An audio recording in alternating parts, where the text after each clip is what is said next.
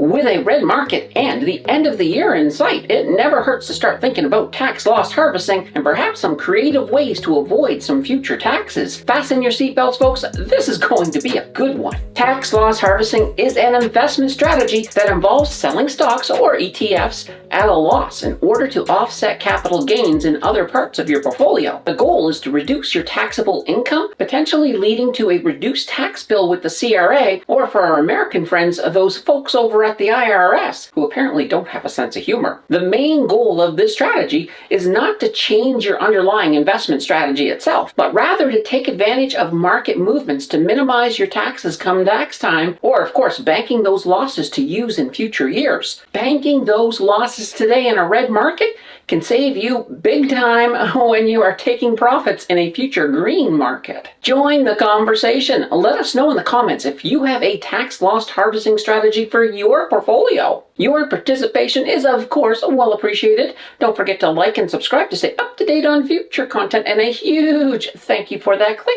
Regarding tax loss harvesting, we are going to stick with capital gains and capital losses for this discussion. With day trading and shorter term swing trading, you are usually talking about business income and business losses. You can use tax loss harvesting for them as well, but a key point is that you cannot use a business loss to offset a capital gain, just like you cannot use a capital loss to offset, well, business income. They are like oil and water. They do not mix. They are immiscible. Most people will associate tax loss harvesting towards the end of the year, and that is absolutely fine, provided, of course, you make sure to complete all of that harvesting with enough time for the trades to settle. So you need at least 3 business days left in December for that. That would mean that you want to have all your tax loss harvesting done by December 24th at the latest. As we already mentioned, a capital loss can be used to mitigate or cancel out capital gains. Most people understand that you can do that in the same tax year. However, you can also carry a capital loss forwards and, well, even going backwards. If you had a huge capital gain within the last 3 years, you could carry that capital loss backwards to cover it, thus creating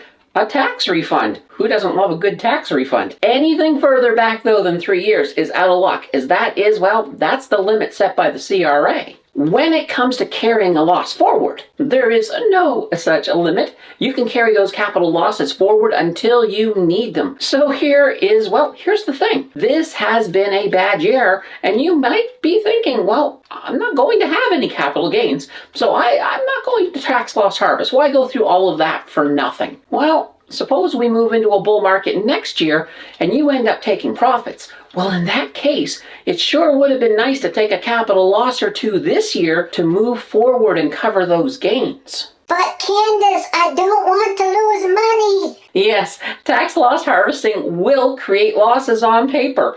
But if you look at making sideways movements in the same sector, you can create a situation where you are simply going to ride up a different stock, but at the same time, gain that loss to offset a future gain. And you still get that money back as the asset you move to recovers. Let me demonstrate how that would look. Let's say you entered a position with Scotiabank with an average cost base of $80. So looking at the price at the time of recording, we could sell those shares for $56.25. That means we are taking a loss of $23.75 per share. A capital loss or capital gain is only 50% of the actual loss or gain. So in this case, we are taking a capital loss of $11.87.5 per share. So if we had 100 shares, that is a capital loss of $1,187 and of course 50 cents. So we are taking the proceeds of that sale, that works out to $5,625, and we are looking to buy a similar stock. One good option in this example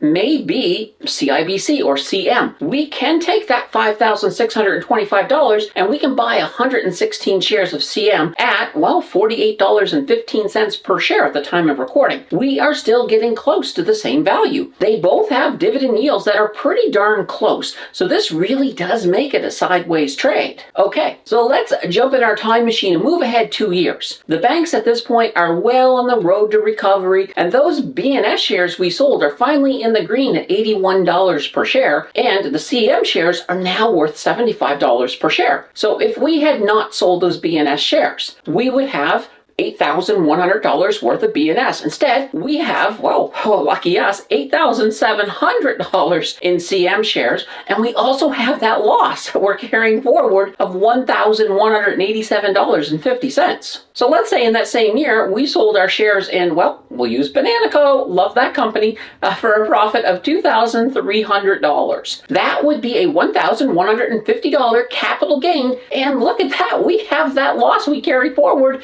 of $1,187.50. And that's going to completely cover that gain. Guess who is not paying taxes on that? In this example, you made money in the sideways trade, and you created a loss that made you money in the form of less taxes in the future sale. Obviously, you need stocks in the red to do this, which is why when the market is down like this, you are in an ideal position to max some of those losses, so you have a good amount to carry forward. I should also mention, you do not have to worry about tax loss harvesting in your TFSA or your RRSP, as this is a process that is used in your non-registered accounts. If you have not maxed out your registered accounts, you may want to be using them instead of tax loss harvesting. Keep in mind, once you have taken a capital loss on a stock, you must wait at least 30 days before you rebuy that stock. Otherwise, it negates the capital loss and it turns it into a superficial loss, and that superficial loss has absolutely no tax benefits at all. As usual, the information I presented here today is not financial advice, so before you jump in